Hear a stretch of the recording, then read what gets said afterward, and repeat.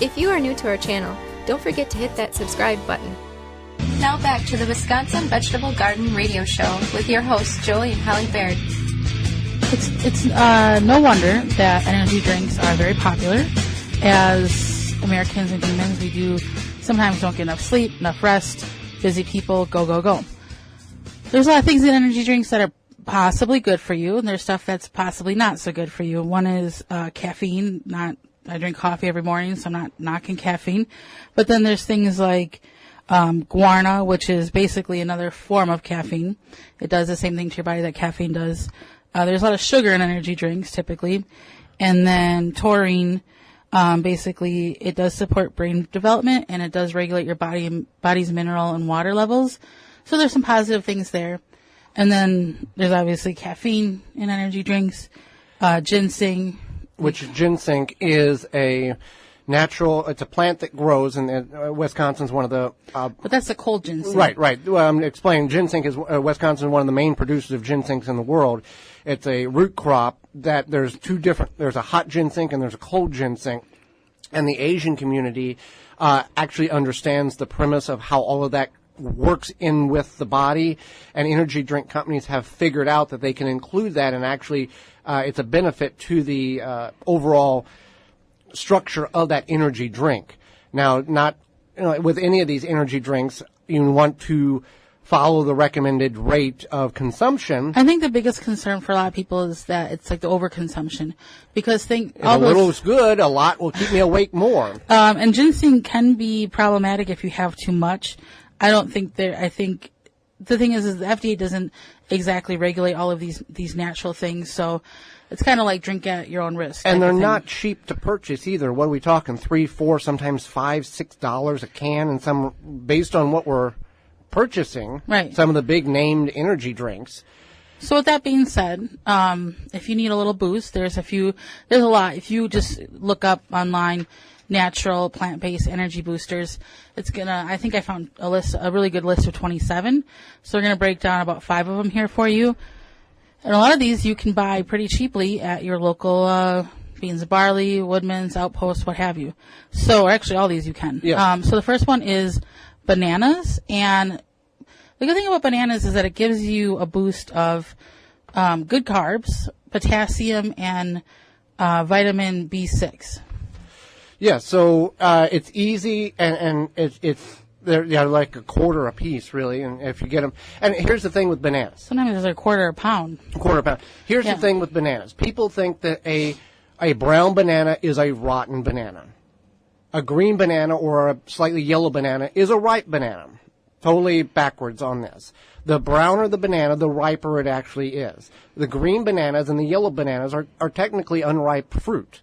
And people were like, oh, I don't want to eat a brown banana. Yeah, it's not as firm like we're traditionally taught to eat, but that is, and supposedly the browner it is, the more antioxidants. Is that the right? So anything in nature, and actually I was just talking with a friend about this. Anything that consists in nature that is darker in color, so that would be like blueberries, acai berries, goji berries, cherries, dark chocolate, coffee. All that stuff has more antioxidants in it, so that means that it's definitely it's going to be more beneficial to you in that sense. Quick, if you don't know what antioxidants is, oxygen is basically what kills us. Antioxidants help fight off those free radicals, and they're just healthier for you. All right, so apples, bananas are not so quickly grown or so easily grown here in Wisconsin, and that's just like the pineapple conversation I had a couple of weeks ago. These bananas are grown thousands and thousands of miles away. They're brought to Milwaukee or wherever you're at, and they're sold for a quarter a piece or a quarter a pound. Nobody's making money off this thing at all. Right. It doesn't matter if you're growing 10 million or a billion. So apples also have a high antioxidant content. They're a little bit higher in natural sugars, which isn't necessarily a problem because you get that fiber from the skin of the apple, so it kind of slows down your body's digestive process of that. Now, this is for a medium-sized apple. Yeah, you don't really, if you eat a ginormous apple. A softball-sized apple, yeah. Right, so this is like a tennis ball-sized apple. Okay. But what you could do if you eat an apple is eat something with protein with it, some peanut butter or some cheese, and that'll help it digest better. The thing with all these vegetables and fruits, if you're not used to eating vegetable or fruits, it's not gonna feel like you're full. You're gonna eat it and you're like, I'm still hungry.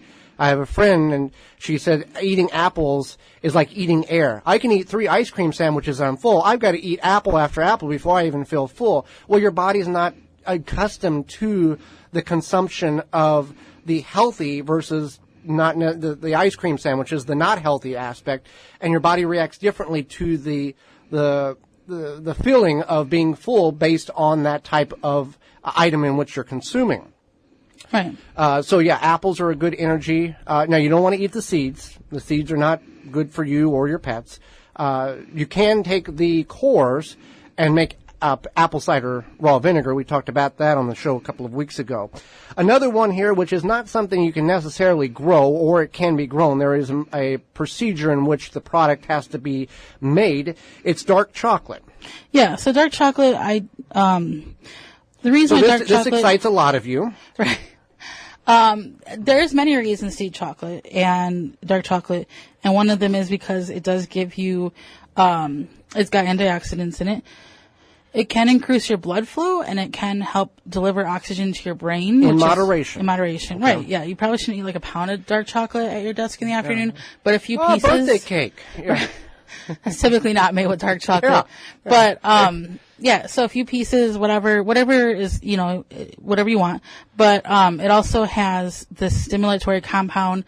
It's called theobromine, and then it does have some caffeine in it as well. Mm. So if you're feeling like, you want something kind of sweet and you want a little boost, dark chocolate is where it's at. Dark chocolate, just not regular chocolate candy bar. Dark chocolate is the key term here, in which has that energy boost properties. Mm-hmm. Okay. Let's talk about another one, sweet potatoes. When I think of sweet potato pie. Okay, well, that's not what you should think of. Right.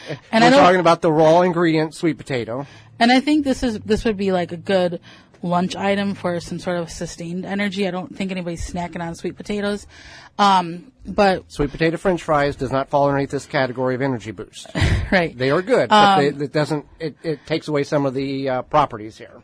Yeah. So it has a lot of fiber, good fiber in it. And then it's a darker color, mm-hmm. So it has antioxidant. And then it has 28% of your recommended daily allowance of manganese and vitamin A. So those are natural minerals, vitamins that are good for you for your energy. And they do help break down they break down slower in your body versus a regular potato. Slower digestion rate. Yeah. In order to sustain that energy over a longer period of time, rather just a big boom boost and that's it. Let's talk about the next one and the final one that we have on our list today, which is legumes. Now, what is a legume? First of all, this is legumes, not just, a common term, possibly. Legumes are good. They're basically a bean. So, like, the most common legume, I think just beans fall under that one, but lentils. And lentils are really... Is it a grain or is it a bean? It's a bean. Okay. It's a part of the legume family. It's also known as a pulse something. It's like some acronym, whatever. Anyway, so it has a lot of fiber. It also has some protein. And because of that high fiber, even though it does have carbs, again, it's because you have that high fiber. It slows down, or it doesn't digest as fast as other delays things. And slowers the digestive process, so it stays in your body longer. It's able to, your internal intestinal process is able to extract the properties or the nutrients out of it to give you the energy that you require on a longer, instead of just a one-shot boom. It prolongs that energy nutrient value for a longer period of time. Right, and then it also has folate. Folate is really good for you. It's just one of those, you can do further research on this, but it's one of those things that is excellent for you. Manganese and then zinc and iron. So all of those minerals are definitely something you want to. And we're all deficient in a variety of different minerals in our body that we are not. But I would just say the biggest thing is to eat the rainbow. So you want to eat a variety of foods. Not the cereal. The Lucky Charms. The variety, the rainbow colors of vegetables. Oh, yeah. Yeah. You want to eat different varieties. You want to eat, if you're going to eat grains, eat whole grains, because whole grains Well, what would be the option if you didn't eat whole grains? What is the other, is it like a processed grain? Is that what we're... Yeah, like super processed white bread versus like something that's a whole grain. That's got the grains in and embedded in the... Okay. Right. So whole grains, and then different variety of proteins, whatever you choose. Just kind of keep it into more of the whole food versus a processed food. So there you go. You don't have to buy the expensive energy drinks. You can just buy some vegetables in order to get your energy afternoon boost or whenever you're needing it, and especially the dark chocolate. Thank you for checking out the Wisconsin Vegetable Gardener radio show. For more, go to the WisconsinVegetableGardener.com for full-length in-studio video and podcast replay of Season 1. Season 2 underway and added weekly. Tweet us at TWVG Show or hashtag TWVG to be part of the program.